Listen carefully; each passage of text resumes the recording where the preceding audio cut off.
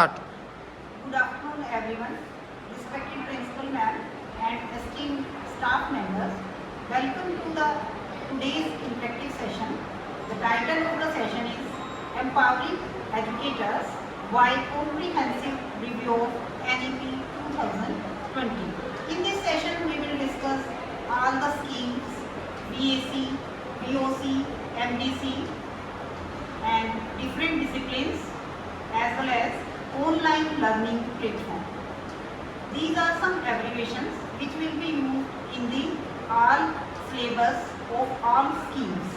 First is CC, core course, scheme A and D. CCM, this abbreviation will exist in the scheme A and D. CCMB means minor vocational course. This will come in the semester 4, 5 and 6. MCC, single major course, scheme B and scheme C. DSEC, online learning platform. These are some abbreviations. CC, core course. This term is used in the scheme A and D only. Next, CCM means core course, minor course. This is also used in scheme A and D. Next, CCMB.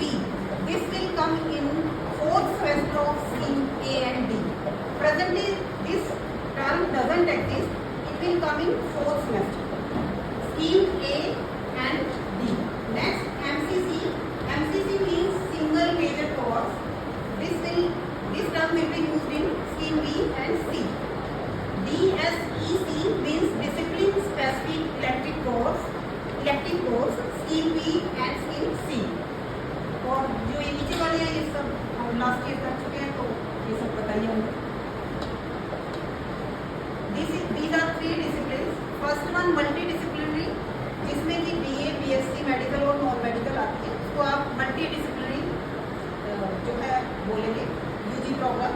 Next है single major means honours of all classes. Scheme B and C related to this program. And third one interdisciplinary program means BCom honors, BSc home science and others. तो ये सब जैसे हमें पता है कि first year अगर बच्चा कंप्लीट कर लेता है तो उसे सर्टिफिकेट कोर्स मिलेगा. मतलब 4 क्रेडिट की एक इंटर्नशिप करने के बाद. अगर वो 2 साल में एग्जिट हो जाता है तो उसको मिलेगा डिप्लोमा. और 3 इयर्स के बाद जो है वो UG प्रोग्राम की डिग्री मिलेगी. और नेक्स्ट ऑनर्स है वो जब आएगी देखेंगे. ये स्कीम्स है हमारे पास. जो फर्स्ट है scheme A, bachelor of arts, bachelor of life science, bachelor of physical science. Scheme B वो बच्चा आएगा जो फर्स्ट ईयर स्कीम ए में कंप्लीट करने के बाद ऑनर्स में जाना चाहता है. वो बच्चा स्कीम बी में आएगा after completion of 1 year of scheme A. Next है scheme C, all honours classes, economics honours, psycho honours, math honours and all that.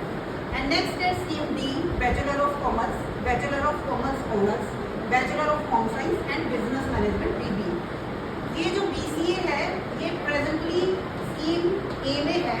जब ये फर्स्ट टाइम लेटर आया था तो उसमें ये स्कीम डी में था. अगर मैं आपको ये वाली वो दिखाती हूँ लिंक तो इसमें ये क्लियर कट है. देखो अगर आप सब्जेक्ट देखोगे इसमें ये तीनों जो है डिसिप्लिन है हमारे. आर्ट्स के सब्जेक्ट है, लाइफ साइंस है और फिजिकल साइंस है. कंप्यूटर एप्लीकेशन फिजिकल साइंस और आर्ट्स में है. एक और है हमारे पास इसी के अगर हम देखें स्कीम इसी का ये वाला देखते हैं.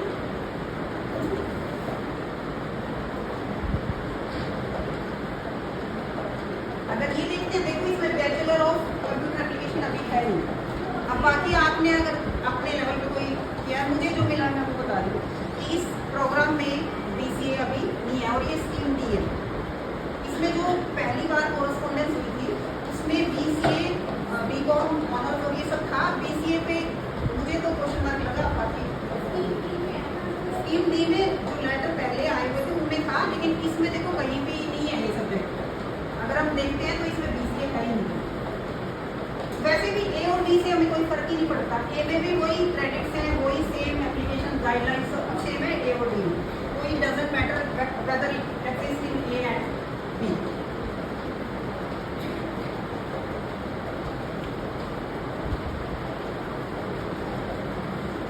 तो ये सब तो एईसी का लिंक था।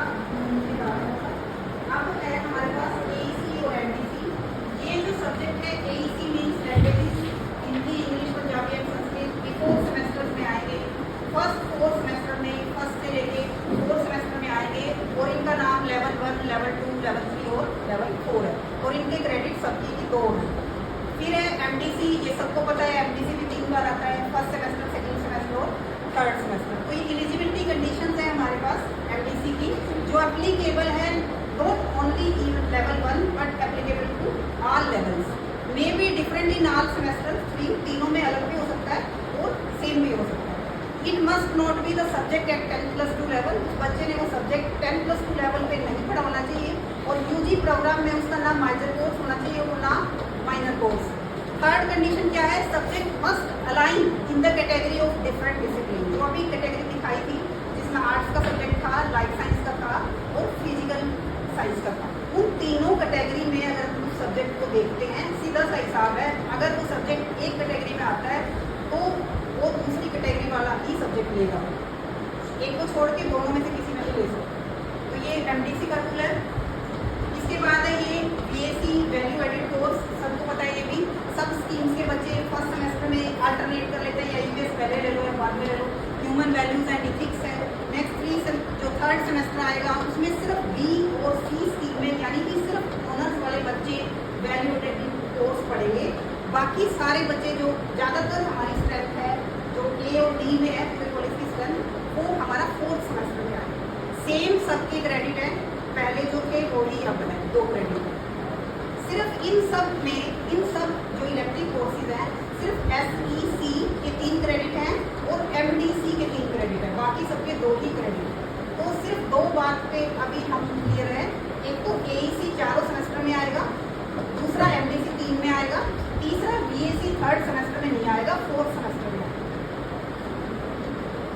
नेक्स्ट है ये है जो स्किल एनहेंसमेंट कोर्स है, ये कुछ मैंने देखे थे, तो ये इनके नंबर मैंने लिख दिए थे कि पूरे कॉलेज में जो प्रेजेंटली डिपार्टमेंट है, फैकल्टी मेंबर हैं, उनके कोर्सेज और उनके नंबर है। ये जो स्कीम बी का जो है ए बी सी डी, जो ऑनर्स क्लासेस में जो है वो स्कीम सी, वो 6th सेमेस्टर में एक बार और आएगा पैसे से। तो presently we are working on 3rd and 4th semester. बाकी सब बच्चों का तो ये 3rd सेमेस्टर में ही खत्म हो जाएगा। एससीसी जो ऑनर्स की क्लास है, सी स्कीम के जो बच्चे हैं, वो एक बार दोबारा फिर 6th सेमेस्टर में उस सब्जेक्ट को पढ़ेंगे, कोई उतने ही क्रेडिट का। ये माइनर है, वोकेशनल माइनर। वोकेशनल माइनर क्या चीज़ है, आपने जब भी अपना सिलेबस देखा होगा उस पर लिखा होगा CCMV, तो CCMV का मतलब है माइनर वोकेशन।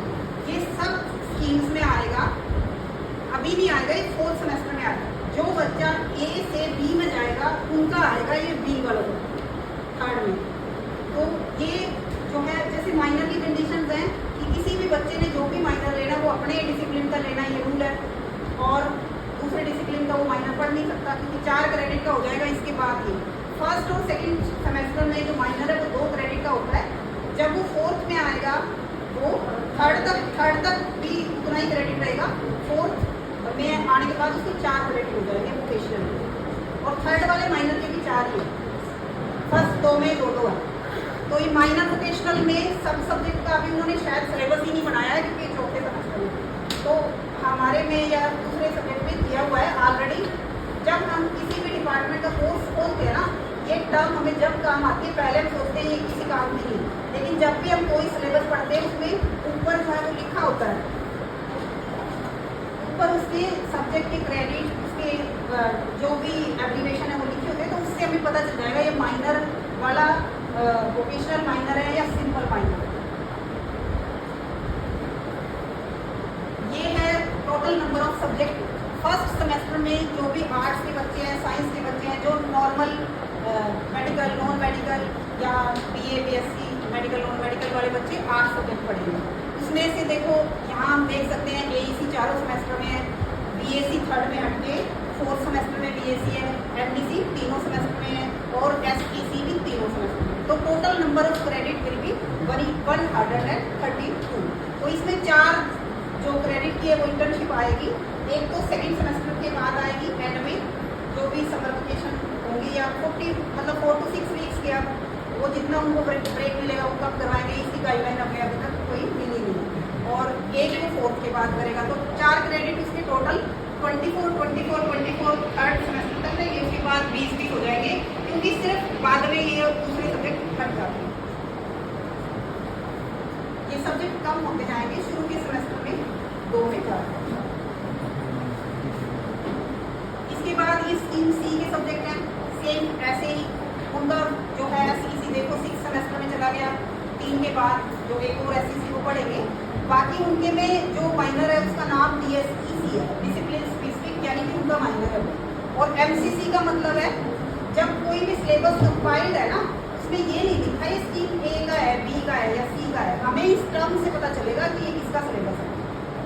उस टाइम कंफ्यूज हो जाते हैं। और अगर लिखा है ना सीसी लिखा है, इसका मतलब वो जो सिलेबस है वो नॉर्मल क्लासेस का है। अगर ऑनर्स क्लासेस का सिलेबस भी उसके अंदर ही है, अगर यूनिवर्सिटी की वेबसाइट से कोई सिलेबस उठाते हैं, एमसीसी का मतलब ऑनर्स। हाँ जी, एमसीसी ऑनर्स वालों का मेजर सब्जेक्ट है। ये जो शुरू में आई थी गाइडलाइंस, उनमें से ब्रोशर में से ली हुई वो है, तो ये इससे हमें क्लियर हो जाता है कि ये कहाँ कौन से सेमेस्टर में कौन सा सब्जेक्ट हो रहा है, खत्म हो रहा है, शुरू हो रहा है। और सारी एब्रीविएशन जो हमने पढ़ी है वो सीसी और सीसीएम, सीसीएमबी, एससीसी, एईसी, ये सब हमें ऐसे होती है। तो ये स्कीम ए थी। इसमें अगर आप इसमें कोई कंफ्यूजन है तो ये सारी चीज़ें नीचे लिखी हैं। Minor subject can be offered from same discipline, will be different from these 3 major subject of that discipline in case of physical and life science, where the minor subject can not be offered by the department. अब ये उन्होंने question mark लगाया है, इसके लिए जो physical science वाले वो भी ले सकते हैं या नहीं ले सकते, उस पर ये स्कीम डी है, डी और ए सेम है, उनमें कोई ज़्यादा फर्क नहीं है। ये वेबसाइट की लिंक है जिससे हम सीधा डायरेक्ट जाके कोई भी सब्जेक्ट को खोल सकते हैं, बजाय यूनिवर्सिटी की वेबसाइट जाने के। ये सीधे लिंक है, अगर हम इसको क्लिक करते हैं तो सीधा उसी वेबसाइट पर जाएंगे। ये सारे लिंक हमने कॉलेज के व्हाट्सएप ग्रुप पे भेजे हुए हैं सारे, एसईसीबी, बीओसीबी, एमडीसीबी। और दूसरी बात ये है, जब हम इस लिंक से उस सब्जेक्ट पे जाते हैं वो पूरा सब्जेक्ट होता है, ना कि एईसी को होता है। कंपाइल्ड इंग्लिश का सिलेबस आपको मिलेगा, उसमें से लास्ट में एईसी, बीएससी, बीओसी सारे सिलेबस होते हैं। ये हमारी स्कीम के लिंक है। और अगर हमने सीधा सीधा ये देखना है हमारे सब्जेक्ट का सिलेबस कहाँ मिलेगा, तो हम सीधा इस पर क्लिक करेंगे।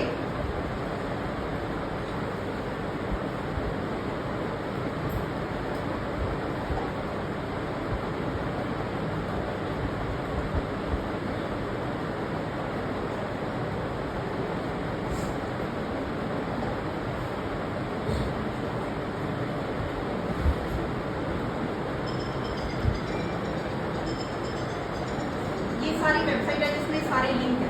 तो अगर हमने सब्जेक्ट का सिलेबस देखना है तो हम यहाँ से देख सकते हैं। इसी में से किसी पे भी लिंक पे पता चल जाएगा, जिस पे भी आप क्लिक करोगे आपको पूरा कंप्लीट सिलेबस मिल जाएगा, including AEC, BSc and all that. दूसरी बात, ये जो है जैसे इसको हम क्लिक करते हैं तो पूरा ही सिलेबस मिलेगा। तो ये शॉर्टेस्ट रूट है सिलेबस को सर्च करने का। तो दूसरी बात हम ये बताना चाहते हैं, ये जो सब्जेक्ट है इससे हमें ये पता चल जाएगा यूनिवर्सिटी में कौन कौन से सब्जेक्ट चल रहे हैं। तो हमारे कॉलेज में शायद हो भी ना, और कोई सिलेबस हमने किसी और स्ट्रीम का देखा है तो हम देख सकते हैं। तो इससे ये आइडिया हो जाएगा।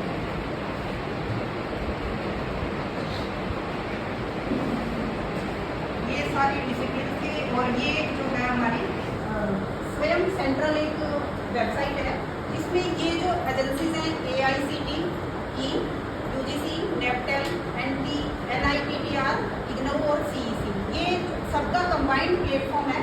ये सारे मिलके ऑनलाइन कोर्स करवाते हैं। उनका लिंक है ये swayam.gov.in और KU के online.in ये जो है कोर्सेज की KUK की अपनी ऑनलाइन कोर्सेज की वेबसाइट है, लेकिन इसमें या तो सर्टिफिकेट कोर्स है या PG डिप्लोमा है या UG की डिस्टेंस की डिग्री है। ये ऐसा इलेक्टिव कोर्स का कोई सिलेबस अभी फिलहाल उन्होंने दिया नहीं है।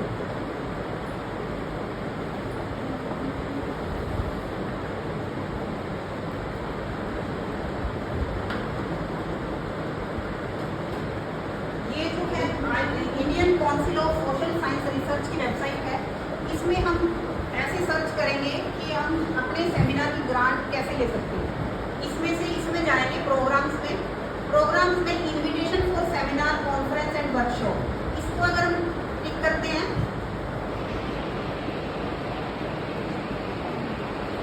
तो हमारे पास लास्ट ईयर की डेट विद लेटर आ जाएगा, जिसको हम ये देख सकते हैं। ये डाउनलोड ग्रांट प्रपोजल फॉर 2023-24 किन किन लोगों ने अप्लाई किया, किसको ग्रांट मिली, किसको नहीं मिली, या फिर हम कोई सर्कुलर है जैसे जो प्रोजेक्ट लेते हैं उनका है, और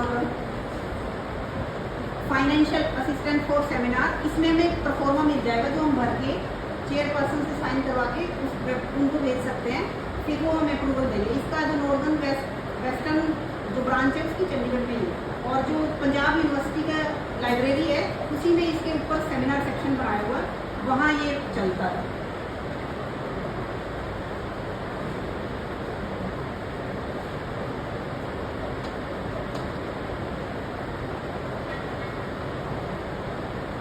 ये लास्ट ईयर का 15 सितंबर को उन्होंने जारी किया था लेटर। ऐसे ही शायद इस साल भी आएगा, क्योंकि इनकी ग्रांट थोड़ी लेट आती है, तो ये जुलाई में भी तो सेंटर से ग्रांट मिलती है, तो ये शायद सितंबर, ये 13 जुलाई है।